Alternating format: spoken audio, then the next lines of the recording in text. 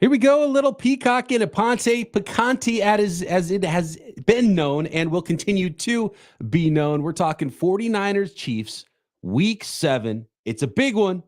What the Niners have to do to finally beat those Chiefs. And it's simple and it's not simple all at the same time. Jason Aponte and Brian Peacock here to break it all down for you right now.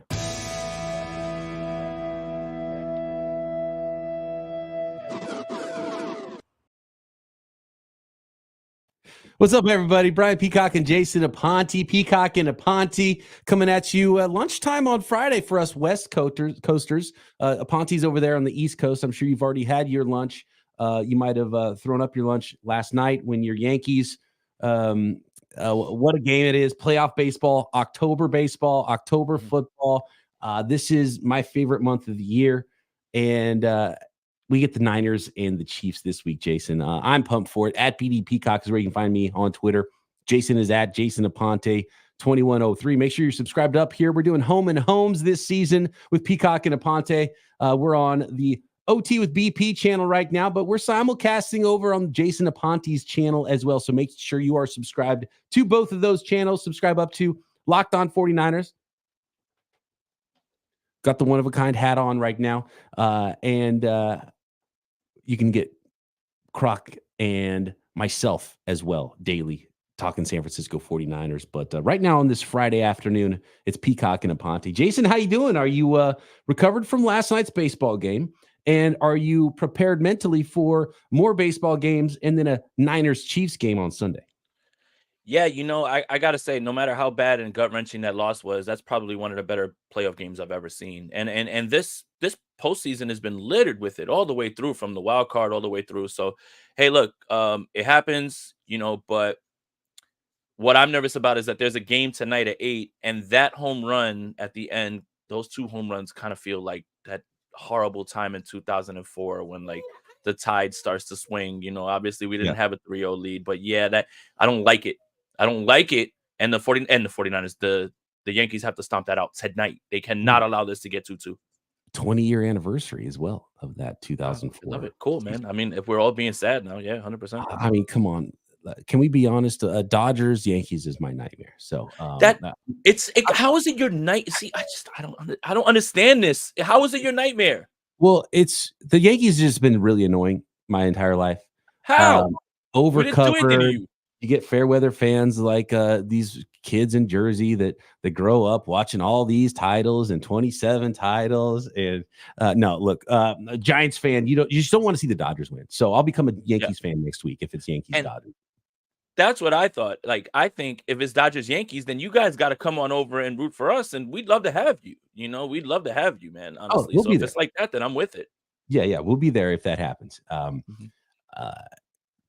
might root for the Mets though.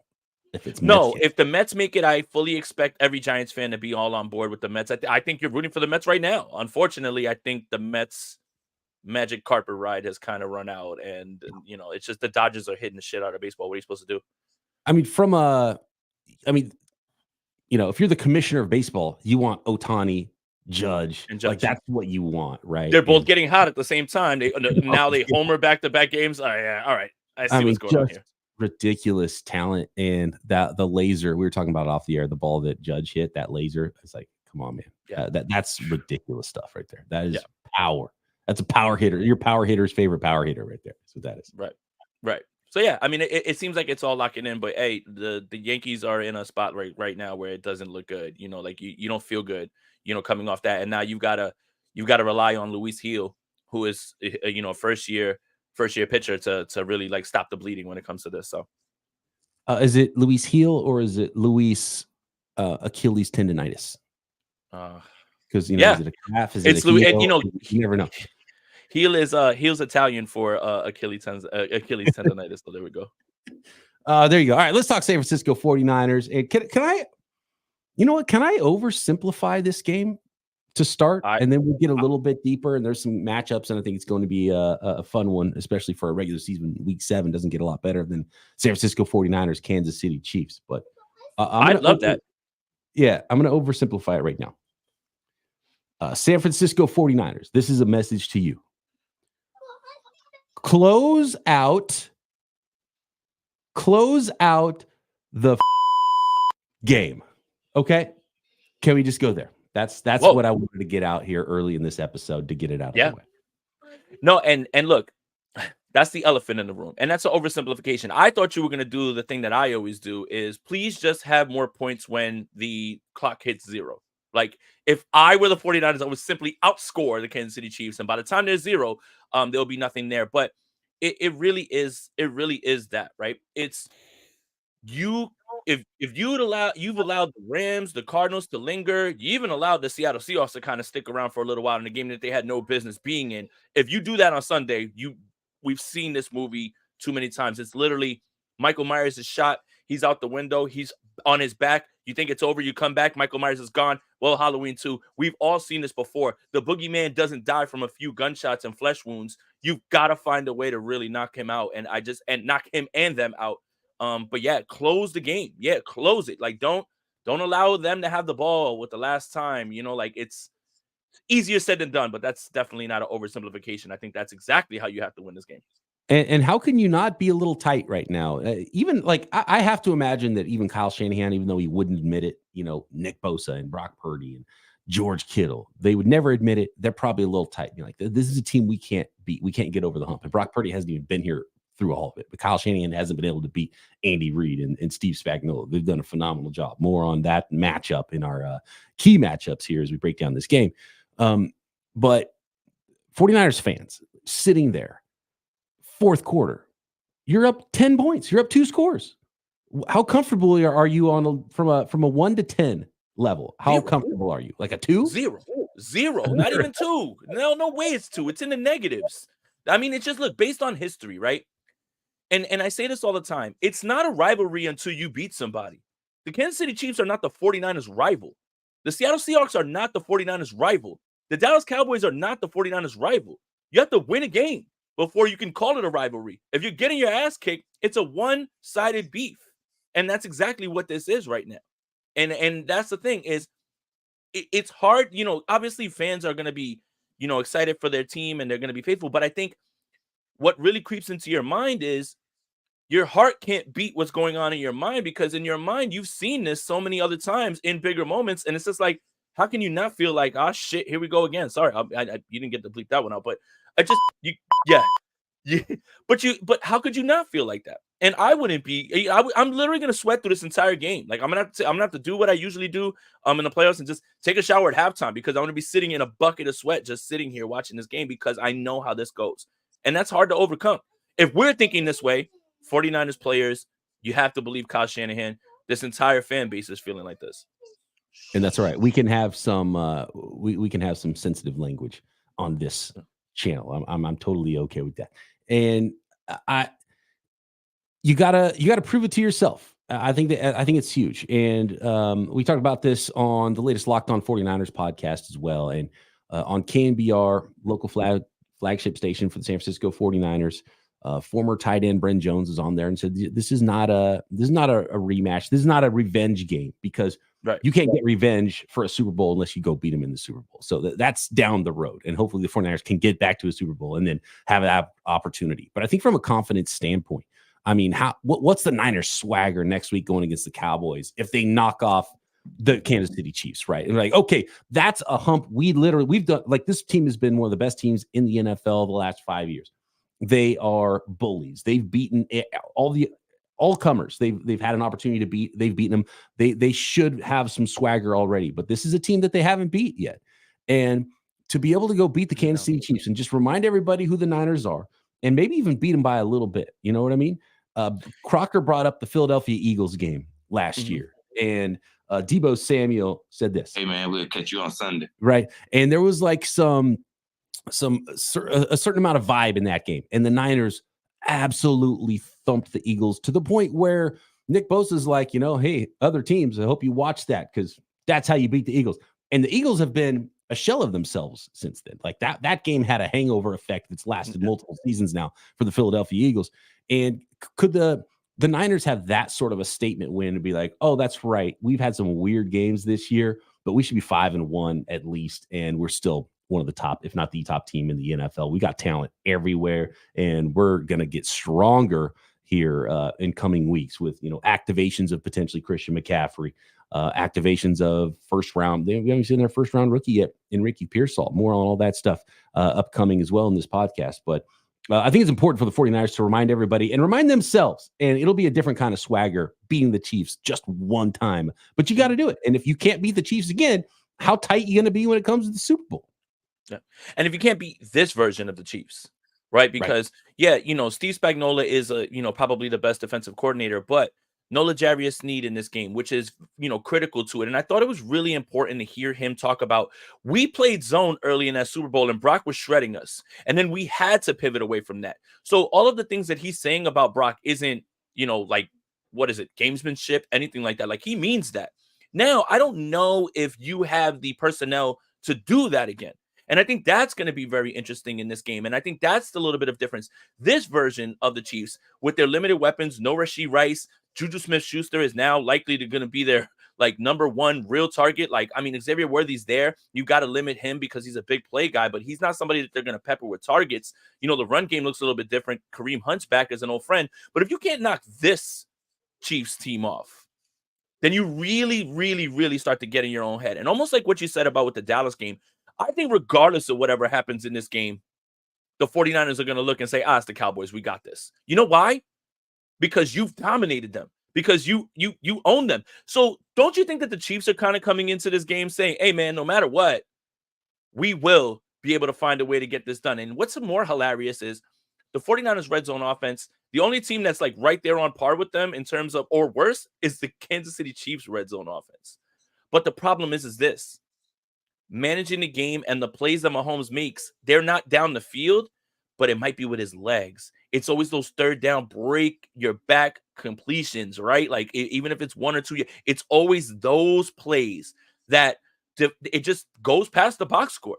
The box score, and you'll look and you'll say, man, he threw for 189 yards. Yeah, well, 12 of them were in the biggest moment right there when you needed it. Or 45 were a wide open Juju Smith-Schuster for a touchdown. That's the stuff. It's if they're there, they feel confident they can get it done. And why shouldn't they be? And the same way that the 49ers feel the same way about the Dallas Cowboys. It's I don't care who you run in here. If you're the Dallas Cowboys, you guys got no shot. We're running you out the building. The 49ers have to dispel that. And they have to start to at least be able to say, yo, you're not going to keep doing this to us. It's very much a big brother, little brother. I'm better than you in Madden. You're getting close, but you can't beat me still. And you keep looking for me. You keep trying to find me let's play again. Let's run again. But that's what the 49ers are. They're the little brother right now. And until they win a game, it's not a rivalry, unfortunately. Friend of the program, Jordan Elliott, in the chat says, first time, long time, big fan of the show. Can you talk about the invaluable impact of Jordan Elliott and why he's the key to victory Sunday? I'll take my answer off the air. Well, look, the biggest impact that Jordan Elliott has made this season is the mustache. The mustache. The stash. We're talking about the Jordan Elliott. Yeah, the stash. The Jordan Elliott, the OG, the original Bay Area Jordan Elliott, the warmest face in town, and phenomenal coverage of the San Francisco 49ers as well. As far as the other Jordan Elliott, I think the defensive line is a huge key, and it's always a huge key for the 49ers. And when Bosa's getting held on one side, who's going to win on the other side and pressure Patrick Mahomes into making some mistakes? Because he will make some mistakes. He's thrown interceptions to the 49ers in the past, and the Niners weren't able to capitalize and win those football games. They've got to capitalize on those situations, but they got to force some problems. And Patrick Mahomes has thrown as many interceptions as touchdowns this year. Yeah, 6 touchdowns, 6 interceptions. It's almost surreal when you look up. And they're 5-0. The hardest part about this game is this, Brian. The Chiefs don't have to at all ever play their best game to beat anybody. But you have to be almost perfect if you want to beat the Chiefs. And that is really disheartening to know that you can play an almost perfect game, but one mistake could be the reason that you lose this game. Meanwhile, Mahomes can have a game where he's overthrowing people, missing throws, but when it's time to make the money plays, who are you going to put your money on? And they always find a way to get there. Now, whether that is a backbreaking completion or Mahomes using his legs, or on fourth down, they get a pass interference down the field. They always get something. It's always something. It's always something. And that's the reason why it feels foolish to just say, yes, Mahomes is not playing his best football. I think that's absolutely 100%. But damn it, man, like it's just how can you like look at them and say when the chips are down, who would you and I don't blame anybody for saying, like it's them. They don't have to play their best game. The 49ers and anybody that goes up against them, you have to play your best game or close to it because you're not going to finish if you don't. As has been pointed out in the chat, speaking of those third down plays, can we talk about Devondre Campbell versus Travis Kelce as probably matchup number one? And it's not that the Niners are going to win that matchup, but when it matters, Charvarius Ward, put him on him, right? You got to do something to get off the field on third downs. And Demo's got a size disadvantage, which is kind of why I like Charvarius Ward a little bit more there. And with also, the lack of weapons on the outside. And by the way, after a bye week, I think Xavier Worthy has an opportunity to bust out big time in this game. They're trying to get him the ball. The 49ers, if there is a weakness on the back end, it's deep speed, especially at the safety position. We saw them get beat on some big plays in this season so far. And so first you have to stop the chain movers and the third down guys. So we'll put a pin in Xavier Worthy right now. But Newbie in the chat says, why is he still starting? Campbell can't tackle or cover. They're better off playing 10 defensive players. I don't know about that. But certainly Devondre Campbell, third downs, and especially Travis Kelce. That's a guy you got to try to stop. You got to try to make Mahomes go somewhere else.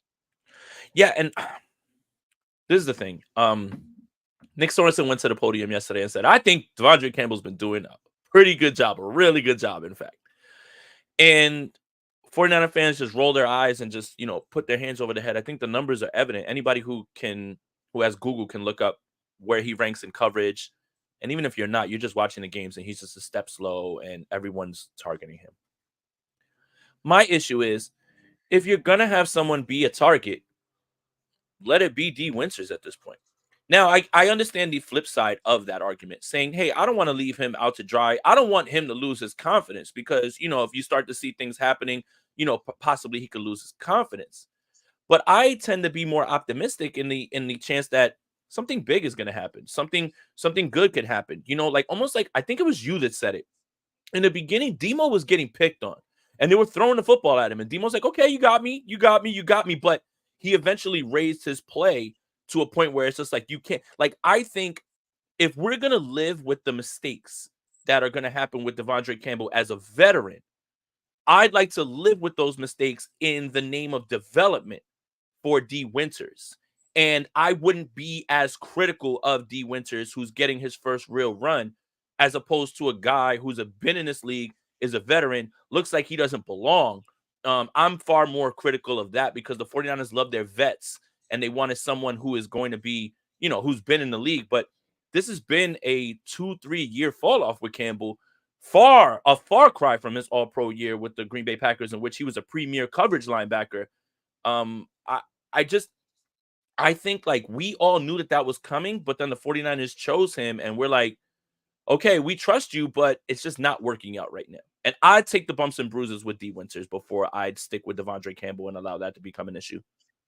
As Strawberry points out in the chat, what do you expect Sorensen to say? He's going to back his players. And I get absolutely. that. Absolutely true. But when it comes to the field, they'll tell you what they really think because they'll change the lineup. And I wonder if it's time, right? Essentially is what you're saying. It's time to see what D. Winters can do if Campbell is, and he clearly is, past his prime. And I know D. Winters has dealt with an ankle injury. He's not currently on the injury report right now that I'm looking at, which is a good sign. So, and look, being faster doesn't mean you're necessarily going to be better in coverage. And so I think that we should slow down a little bit on, and I think Isaac Yiadom, who had a really nice game last week, it's been that way for number 22, Isaac Yiadom, number 59, Devondre Campbell. When you're an opposing offensive coordinator and you're like, we need a play, what are you going to do? Say, hey, let's go after 54. No, you're going to go after the other linebacker. Yeah. So I think there's a little bit of, no matter who the other linebacker is, that's the player that the opposing team's going to go after. The opposing team's not going to go after Charvarius Ward, especially a healthy Charvarius Ward or Diamador Lenore. They're going to go after the third corner. So is that Renardo Green? Is that Isaac Yiadom?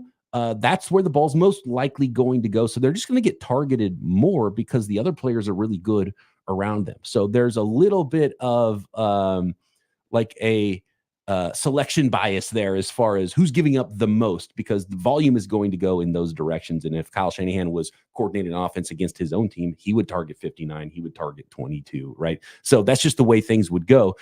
You don't have 11 all pros. So you got to figure out a way to make up for that. And can you do that with scheme? Can you move players around?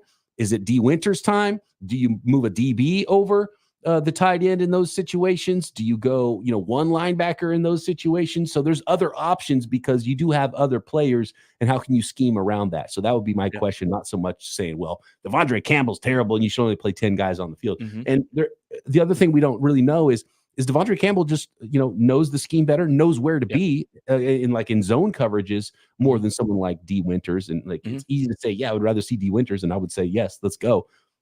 It's D Winters time probably. But maybe he just doesn't know where to be, as they're not as confident in him knowing where to be in some of those situations as the veteran like Devondre Campbell. So that's another question that I think we'll find out on Sunday with how they utilize their players and how they scheme it up against the Chiefs, especially on the downs. 3,000%, right? Like that's the thing is and this is me coming off of just saying I want to see D Winters, but that's got to be it at this point. It's got to be just he understands the rules. He knows exactly where he's supposed to be. Now, he's clearly lost a step, but they value at least understanding that he's going to give the baseline of understanding and being where it's at. On the flip side, I've got to say the key matchup in this game for the 49ers is actually targeting the Chiefs linebackers. And I think this is going to be a huge George Kittle game. I think this is a big George Kittle game. In fact, Drew Tranquill and the other linebackers there, the 49ers are going to target those guys. So in the same way that you're saying, like as an offensive coordinator, hey, we got to go after Yadam. We got to go after Devondre Campbell. Kyle Shanahan's looking at their linebackers and saying, yeah, you know what? L'Jarius Sneed is not here anymore. And he did a great job in the Super Bowl, clearly, or whatever. And it boggles the mind that the Chiefs, have been able to just move off of L'Jarius Sneed, let someone else pay him, cool, after a Super Bowl, move on from Tyreek Hill, whatever, let someone else pay him, and they're still able. This is all just good, like, organization, and it helps when you have the quarterback who can lock it all in. But I think the 49ers are looking at this the same exact way, is I want to target these linebackers, and that's exactly what Kyle Shanahan is saying. We're not going to run at Chris Jones. We're not going to let Chris Jones beat us. We're not going to force him into a good spot. Like, we've got to be able to take advantage of Drew Tranquill and these guys. And I think this is a huge, huge, huge George Kittle game. This is 2 weeks running where I've got it right. The first one was Ayuk. Last week, Debo. I'm calling George Kittle this week to have a big game. Maybe not the touchdowns, but he's gonna be instrumental. That's a key matchup right there. So both linebackers cores, aside from Fred Warner, he's not gonna be involved. Like, they're not gonna target him. Those are the matchups to exploit, and I think that's gonna be the difference in this game. I just want everyone to know that Aponte stole Deebo Samuel from me last week. I said it first before Aponte last week. I'm with you, man. And by the way, George Kittle, can we agree that he's the best tight end in this game? I don't think that there's much of an argument at this point. I mean, if you look at the numbers and everything, that bears itself out. I mean, even last year when Travis Kelce was having, and even the years that he was having bigger years, we would have this argument. But I don't even think this is much of a discussion going into this game anymore. He just looks a step slow. He looks like everyone's kind of like, that kind of like style of route running where he's not really running a route and he's just kind of backyard doing it. And him and Mahomes just like, I think that's losing its luster because he's lost a step. And that just happens. But we would have argued Kittle 2-3 years ago as well, too. I don't see how this is an argument this year. Especially with statistically what they're doing this year. And we already know that it's a huge win on Kittle's side in the blocking department. Yeah. So the Niners brought in Amos. Hufanga's injured at safety. I don't know if the 49ers trust what they see at safety with Odom and Mustafa. They trusted him to get the start. He's got an ankle. He's been limited in practice so far this week. Don't have the Friday practice report out yet. So we don't know exactly what the final practice is, which is huge for a lot of these guys that they're able to get a full session in. What about a lot of people floated the idea about bringing in Jamal Adams. And I'm still like, at this point in Jamal Adams' career, like, he's got to put the ego aside and realize, you know what? I got to say okay to being a linebacker, because he said no to everybody and he signed with the Titans because they wanted him to play safety or allowed him to play safety. What about Jamal Adams, the dime linebacker, as a San Francisco 49er? I think 49er fans have it in their head that Jamal Adams is absolutely terrible at football. And I mean, why not? Right? He played for the Seattle Seahawks. They traded all that for them. It's funny to laugh at the Seattle Seahawks. All right, I but mean, let's put that bias us again. such a terrible move. 2 first rounders. And Right. Jet Jamal Adams was awesome, by the way. LSU he was Jamal great. Adams was ridiculously good. Yeah. And he would have been a better draft pick than Solomon Thomas, by the way, Yeah. at the time. What is he now? Could he help the San Francisco 49ers is the question. Yes, he could. Adrian Amos is coming off of being nowhere, right? And being on the practice squad. It's getting dangerously close now with the Mustafa thing that he could possibly be up, right, for this game. And it goes back to your point about Devondre Campbell. Yes, athletically, you may not be there, but we need you to just be where you need to be. And we'll take our chances with that, right? Like that idea. And it could be the Adrian Amos thing is more to Sean Gibson than it is like Des Kirkpatrick or Dre Kirkpatrick, right? Des Kirkpatrick is the wide receiver. Dre Kirkpatrick, right? Like being there and just being a veteran. But yes, Jamal Adams can help. I think 49er fans, look, we like laughing at Seattle. That was a terrible deal. We like how, Deebo Samuel runs past him for a touchdown. We like calling him Blitz Boy. But if we're looking at Adrian Amos and you're kind of saying, hey, that could be interesting, how is it that Jamal Adams wouldn't be interesting? And I need to hear this, because unless you believe that Jamal Adams is one of the worst football players in the world, I don't believe that. Maybe he's diminished for sure. But we've got to get away from this bias of just being like, oh, well, Jamal Adams was on the Seahawks. He's trash or whatever. He's not going to help. No. If we're even entertaining the idea of Adrian Amos impacting this team in any way, and he was out there for anybody to sign, we have to at least talk about this and float the idea out there. I think there's a lot of bias going on right now with people who are just saying, oh, hell no, he's trash. Relax. The 49ers have brought in much worse players, in my opinion, athletically and gifted wise.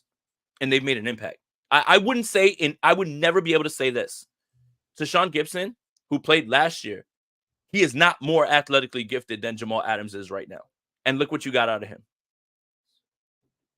I trust in John Lynch when it comes to safeties, because every time I think there's something weird going on at safety, they figure it out, whether it's a veteran, someone they draft, and the safeties end up being okay. So I trust them. And I still think Jamal Adams is a linebacker, though. His ability to blitz and matchup linebacker. Come on, positionless football. Let him tell him he's a safety. It's kind of like the Juwan Jennings thing, right? When he's a big slot, they treat him like a tight end. They treat Juwan Jennings a lot of time, unless Debo's out. And then was that week 1, week 2, 3? I'm losing track of my games. What was the big Juwan Jennings game? Week 3. Week 3. Because it was Vikings week 2, right? So week 3 was the Rams. Week 3. Mm-hmm.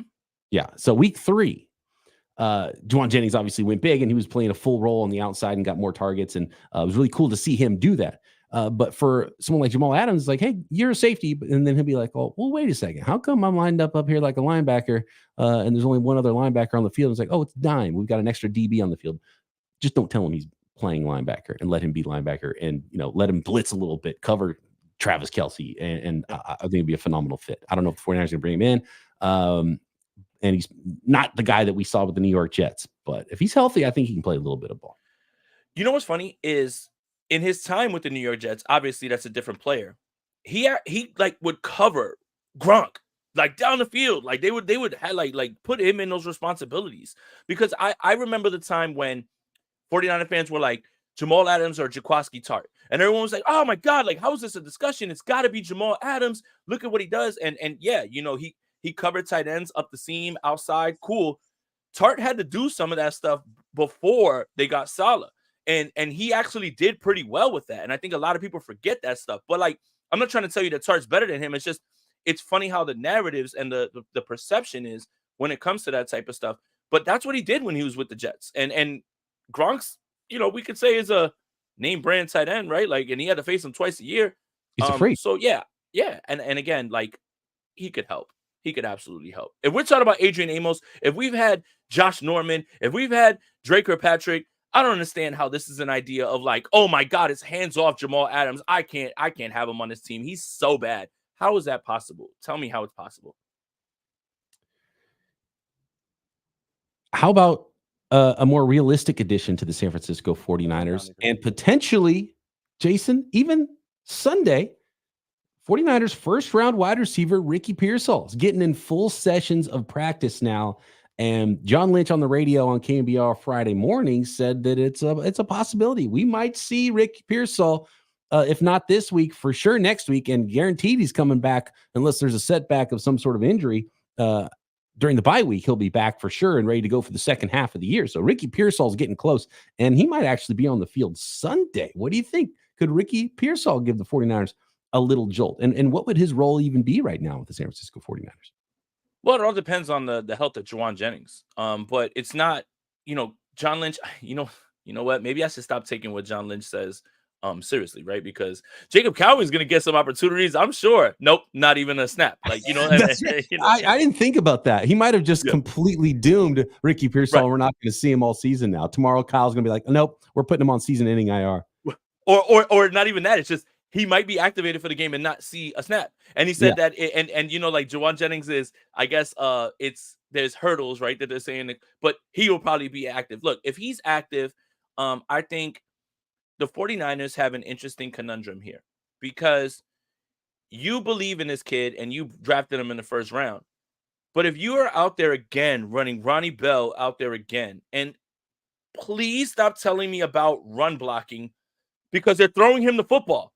If Ronnie Bell's on the field and he's such a great run blocker, then run the football when he's there. Don't throw him the football. Sorry. Okay? I don't want to hear that. I don't care about any of that. But if you believe, right, the reason it feels like the 49ers went and they drafted Ricky Pearsall and Jacob Cowing is because they wanted man beaters and they wanted guys who can get themselves open. So if you believe, after everything you watched, full practice, if you believe that he can be that guy, it doesn't have to be explosive. It doesn't have to be down the field. If it's a very clutch third down catch that we thought that we would have with Juwan Jennings, I don't mind it. Now, the question I have for you, Brian, and I'm going to toss it back to you. Jacob Cowing's been around longer. Jacob Cowing's been with the team and installing the offense for longer. Kyle Shanahan says he's a ways away. How on earth can we take that information and say Ricky Pearsall, who has been away for obvious reasons that were outside of football, and say he's locked in, ready to go? Do we have that same sort of confidence that he's close enough to the offense that you have to play him? Yeah, that's a tough one because how could Ricky Pearsall, who had no preseason, has not been practicing until this week at all, and practiced less than Jacob Cowing and played less than Jacob Cowing, but somehow be more ready than Jacob Cowing? And I know there's a difference of one guy being a first rounder and one guy being a fourth rounder. To me, there's two things with Ricky Pearsall. And does he know where to be? Can Kyle Shanahan trust him? Because Kyle Shanahan, it doesn't matter where he's drafted. He's not going to put him out there if he doesn't trust him. So who does he trust more between Cowing and Pearsall? And he had some pretty glowing things to say about Ricky Pearsall early on. I think it was OTAs and being like, this guy, he already looks like a pro. You don't have to teach him how to be a pro, that kind of thing. And so, that's a good sign that he wasn't heading toward a doghouse as a rookie. So two big things. Number one is fielding punts. And he's been doing that in practice this week. And when I was at training camp, Pearsall looked really natural catching punts. So can you catch punts? Then you might get a jersey. If someone like Juwan Jennings especially is not able to go. Juwan Jennings hasn't practiced yet this week. We'll find out if he practices Friday. He's got a hip injury going on right now. So there might be an opportunity for another wide receiver, which would be probably the biggest opening for Ricky Pearsall to come in and maybe play. And it would probably a good situation for him to be a number 3 type out of the slot. And the other big factor is, as a receiver, I always want to call him Scangarello. Spagnuolo, the defensive coordinator for Steve Spagnuolo, defensive coordinator for the Kansas City Chiefs, talked about how good the 49ers are specifically. And I don't know, it was almost like, are you trying to trick us over here? Because he was a little too candid about how good the 49ers are in zone coverage, right? Talking about or against zone coverage. Like, this team is so good in zone. That's what he was saying about Purdy. He was like, he was like, we had to change it. He was shredding us. Yeah. And so what they did was help them win the Super Bowl, and adjustments there. It's gonna be a lot of man coverage. And that's what Ricky Pearsall was brought in to do. So you put him in the slot, you keep him off the line of scrimmage, so DBs can't get their hands on him, can't be as physical. Let him be athletic. He looks quick out there at practice. He looked really quick out there in training camp before the brief part of camp he had before the injury came up again. And so maybe that's his path. It's like, look, we draft him to be a man beater. We trust him enough in the offense to know where he needs to be in these situations. We're going to see a lot of man coverage. So now's the time. And he doesn't have to play 50 snaps. He might not have the conditioning to do that because of all this missed time. And it'll be a baptism. He hasn't played it down. He's not played anybody practice players, and it's been months. So it's expecting a lot from a guy, even a first round wide receiver.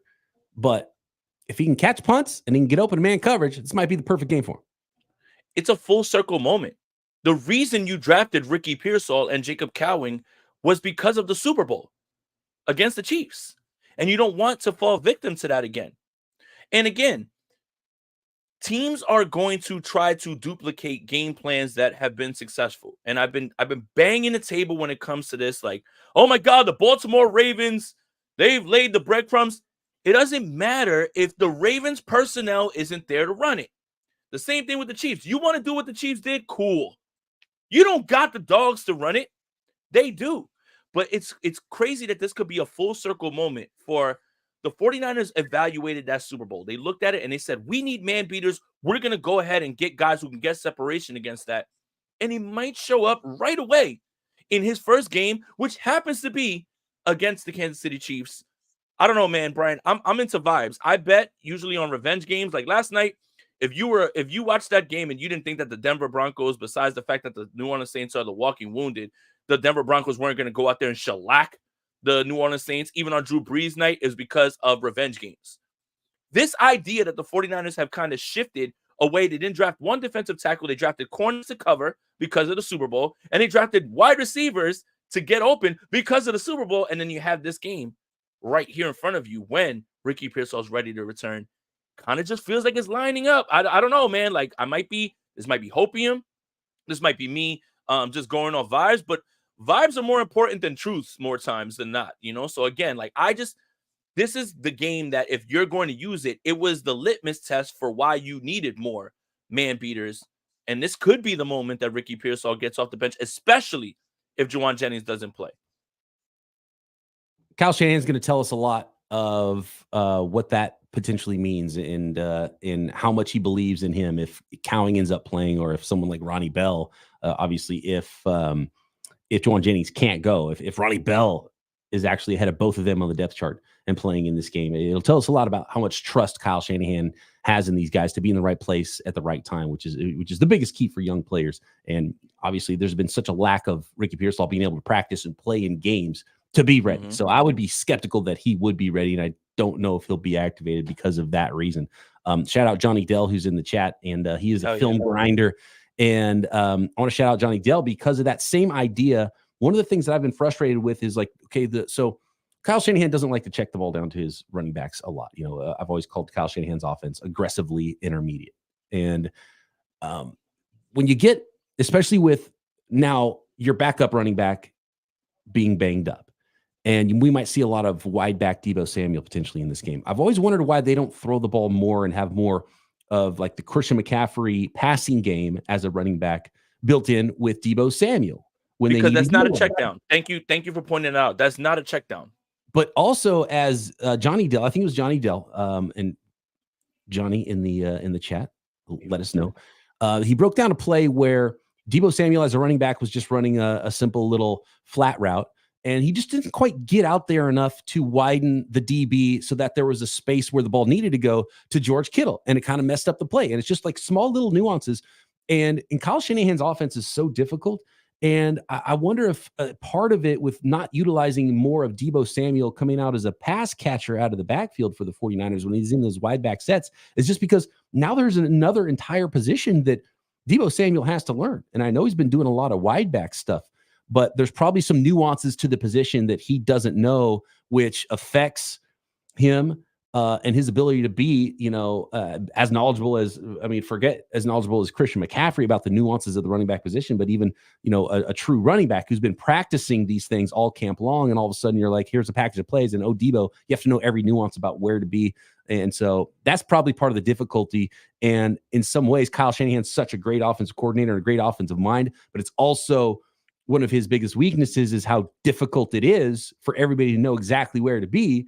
And so when you translate that to a rookie wide receiver, knowing everything he needs to know and over the course of the game, that's why he says Cowing is a ways off. And that's why I'm a little bit skeptical about someone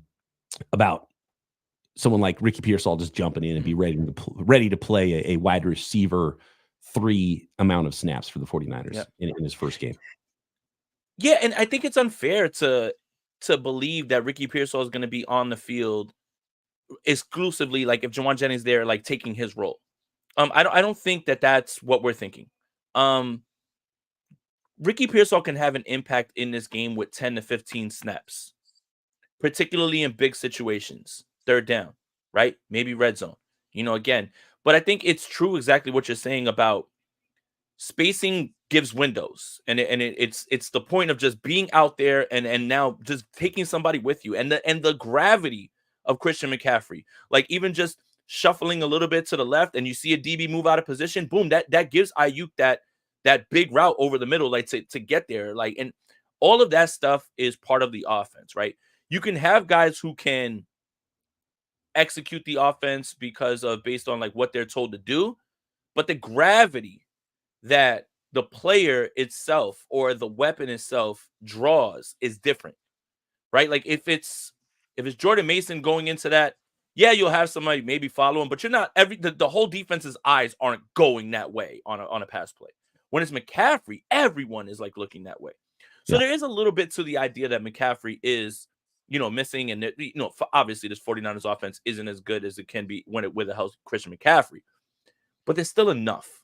There's still enough here, right? Like there's still enough here for you to get it done. I don't know what that entails. I don't know what's off, but it does seem like, day late, dollar short, like type shit with the 49ers right now, especially in the red zone. Yeah, just a little off in some ways. And that's one of the things I've really appreciated most about Christian McCaffrey. It's not the big highlight plays. It's the nuance in his game, how much each inch matters to him while he runs the ball, how hard he runs, and how hard how important every cut, every move is, and how good he is at the nuances of the game. It's really something that you appreciate when you see him play down in and down out, and certainly be better. It's not like yards per carry is not where the 49ers miss Christian McCaffrey. It's the gravity that he brings and how much defenses, pay attention to him. But I think that could be something that Debo brings too, because defenses know, and defense is key on it. Like Debo's in the backfield right now. And so I think the 49ers could utilize that. Can they utilize that more and at least have a package of plays ready for Debo to do more dynamic stuff out of the backfield as a pass catcher? And it might have to be stuff that they install during the week rather than just like throwing the whole playbook and like, hey, Debo, run this play. He's like, I've hardly practiced this play. I don't know the nuances of it like someone else might, a true running back might. So it's a good question. And obviously it's a huge question for any rookie wide receivers in Kyle Shanahan's offense being where he needs to be. Yeah, and the book's kind of out with Debo in the backfield. They're going to run the football. I mean, I love the fact that they ran play action off of it one time just to put something in their mind. But what about Debo play action, screen? Like, you set everything up for him to have all the blockers in front of him.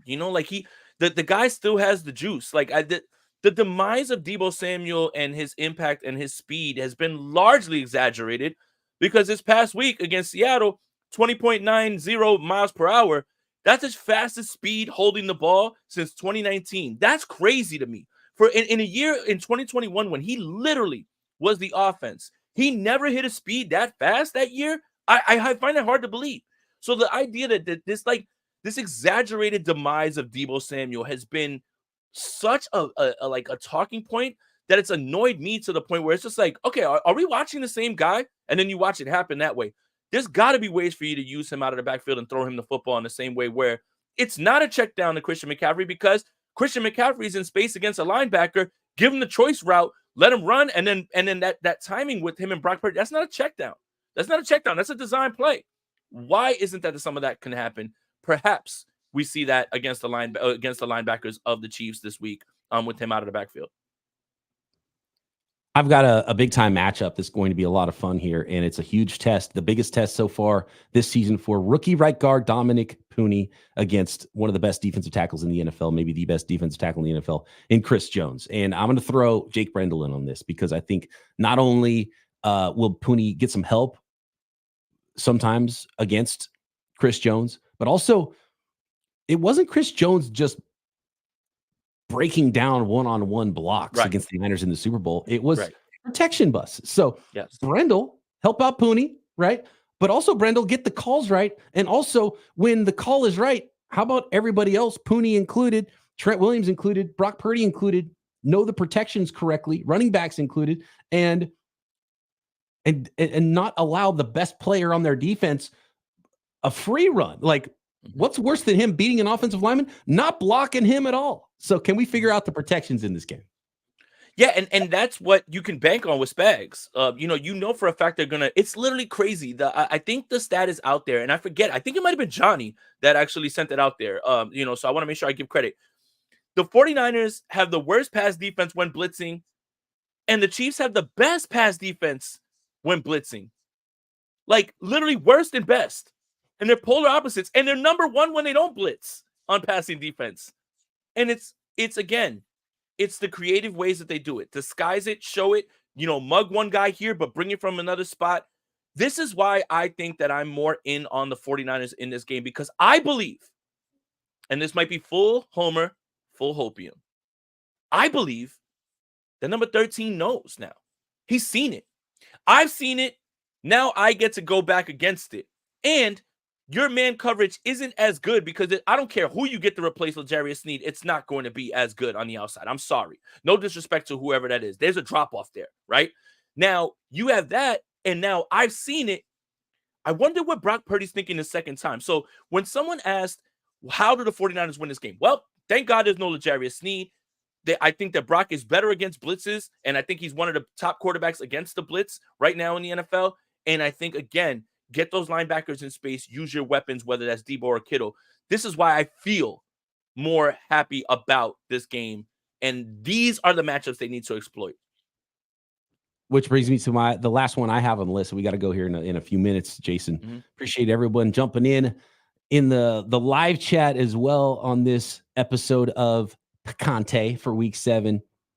It's Kyle versus Spags. Like Kyle Shanahan clearly had good plans against the Chiefs. Those first 25 plays, the script has been good. It's the adjustments and the adjustments where Spags has clearly beaten Kyle multiple times now. So I don't know if it's halftime, you got to figure something else out before halftime, after halftime, or have a better plan or be more ready for the adjustments you expect for Kyle Shanahan. But Kyle versus Spags is probably the story. It was the story in the Super Bowl. I talked about it before the Super Bowl. I think Spags won that matchup. After the Super Bowl, I think the 49ers were outcoached in that game, and you can't have that continue to happen because I think the 49ers got outcoached a couple times this year in some key losses. And as good of a coach as Kyle Shanahan is, you still got to win that battle. And so Kyle versus Spags, you don't get to see it on the field, but it's on the field every play if you look for it. I know Kyle Shanahan hates to see Steve Spagnuolo, Brian Flores, or Jim Schwartz coming. I'll tell you that. And that's another thing, right? Like, we have to talk about that, right? Like, the Jim Schwartz game against Cleveland, if Jake Moody makes the field goal, he beats Jim Schwartz, right, in Cleveland on the last drive. With the Brian Flores thing, that's a little bit weirder because they kind of kicked the Niners' ass the last 2 times. And then Spags, he only sees him, in the Super Bowl, and then obviously that one, what is it, the 2 years ago with Jimmy Garoppolo, before we got Brock Purdy, right? But yeah, this is it, right? Like right now, like, he said, and he's not blustering and he's not being a blowhard or there's no gamesmanship when he's saying, I don't see holes in Brock Purdy's game. And Brock Purdy was shredding us during the Super Bowl. That's why the offense looked so much better. It's the adjustments part. You're absolutely right. And if you do go to man, right, and now guys can't get open, then I've got people to blame on the 49ers weapons side, right? Brandon Ayuk, let's do it. Again, you're you're a wide receiver one, right? Wide receiver ones get man coverage. They get the best guy. They get a lot of rolled coverages every week. You're no different. CeeDee Lamb gets it. Justin Jefferson gets it. Jamar Chase gets it. Like, they're not just letting those guys run free. You've got to win now. Now you've got to win. Deebo Samuel, George Kittle, when you get your moments, you've got to win now. You've got to be able to get those separations. So, again, this is going to boil down to what the 49ers drafted Ricky Pearsall and Jacob Cowing for. Can you guys create separation when those things happen, when these adjustments are being made? And Brock Purdy's been throwing into tight windows all season. You know, you probably feel better about him throwing into tight windows this year than you have any other year. So, again, it is going to boil down to those adjustments. Kyle versus Spags is the matchup, the key matchup, the keyest of matchups right here. And, again, it's going to boil down to who's going to make the adjustments. When do they happen?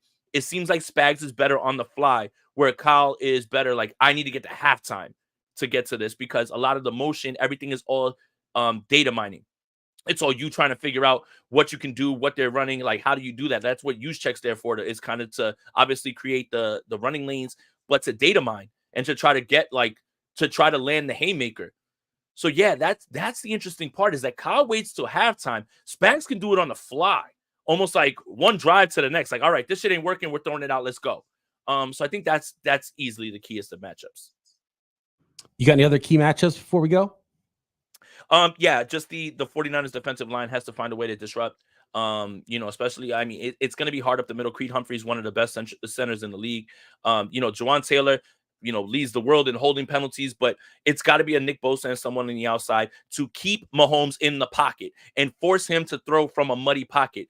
The plays that are going to break your back are the ones that he starts to get outside. You have to contain him, almost like you do with like a Kyler Murray, where you don't want him to get out. Mahomes doesn't use his legs all the time, but when he does, it's generally a time where you cannot afford to give up a third down run. The 49ers have to contain all that. And with the less threat of a running game, Kareem Hunt is obviously fine. Like, he's going to be fine in this game, and he's familiar with everything. And look, he stepped right in and just took that job right back from everybody else.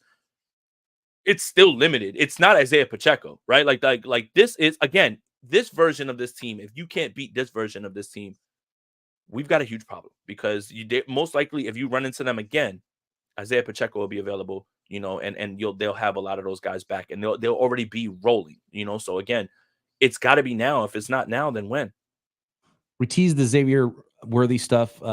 Stay on top of him. I have a feeling after a bye, rookie wide receiver, they might have an opportunity to draw up some things for him to try to get some big plays with the lack of playmakers in the passing game on that offense outside of Travis Kelce. And obviously, red zone offense has been a problem for the 49ers this year. So get 6s instead of 3s. And to bring it full circle, again, remember, close out the game. 49ers. That is, you get that lead and extend it. Don't even let them get it a little close. Don't even let them get that confidence. Close it out. I love it. Do you have a prediction, or are you saving yours for Locked On? If I'm putting money on the game, I'm taking the Chiefs getting points. Score. I mean, just like how you feel the game's gonna end. In my heart, the 49ers are going to win this game. It's time for them to prove they can beat the Chiefs, and they can beat the Chiefs, and they're as good, if not a better football team than the Chiefs, in my opinion. And they just have to do it. But Patrick Mahomes, I think in his career is like 15-1 when an underdog. And so it's like, if I'm putting my money on it and you're getting points with the Kansas City Chiefs at 5-0, I know there's a lot of money that comes in on the 49ers because we have such a great fan base here, and see a lot of them with us live in the chat right now. I mean, smart money's probably taking points with the Kansas City Chiefs right now. Still a little surprised 49ers are favored, even though they are at home and they are a good football team. But a little skeptical of the 49ers winning a game against the Chiefs. They've got to show me that they can do it. And as we mentioned at the top, you're going to be, even if they have a 10-point lead in the fourth quarter, you're going to be tight. And as you said, you have a 0 out of 10 confidence they can win with a fourth quarter lead. How can you have any more than a 0 out of 10 confidence when the score is 0-0 in the first quarter? Well, let me be Delulu then. 27-24 49ers. I think this is a big George Kittle game. I think this is a huge George Kittle game based on the matchups. I really believe that he's going to be the difference maker in this one. So you know what? Call me Delulu, whatever. Man, don't let us win this game, because that post-game reaction show is going to hit like a McDonald's Sprite. I'm about to go crazy after that. So don't let this happen. Jason, tell the folks where they can find you. Thank you so much, Brian. Thank you guys again for tapping in. Jason Aponte 2103 on X or Twitter, whatever the kids are calling it. Subscribe to the YouTube channel. Sprint right option tonight. A little bit of a change up, but you guys will see it's going to be pretty good. And just the YouTube and Niners Nation, where I'll be writing an article right now on the defensive matchups for both sides and who's got the advantage. So. Absolutely. Subscribe up to the simulcast. Subscribe to Jason Aponte's channel, to my extra channel here, Overtime with Brian Peacock, OT with BP, getting to do other shows outside of the Locked On Network. But of course, subscribe to Locked On 49ers daily on the Locked On Podcast Network. Got the entire league covered as well. Former NFL scout Matt Williamson and myself, the Peacock and Williamson NFL show daily at Locked On as well. And we'll talk to you next time here on the Picante Show.